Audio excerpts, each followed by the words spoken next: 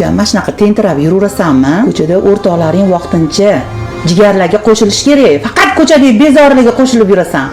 Mana ham aytganimni qilgin bundoq. Bolalarimga tog'ang desam, tog'amni tanimaymiz deydi. Shunaqa ham bo'larkanmi jigarchilik? Meni tergov qiladigan ota-onam o'tib ketgan. Siz ota-onam emassiz, meni tergov qiladigan. Sani menga ota-onam omonat qilib tashlab ketishgan.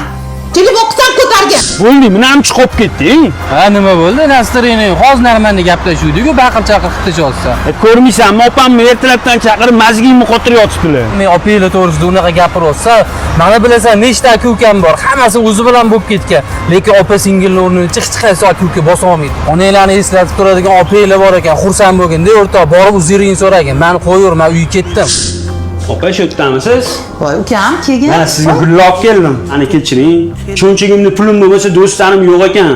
Siz har kun telefon qilib mendan xabar olasiz. Onamdan qolgan yodgorlik ekansiz.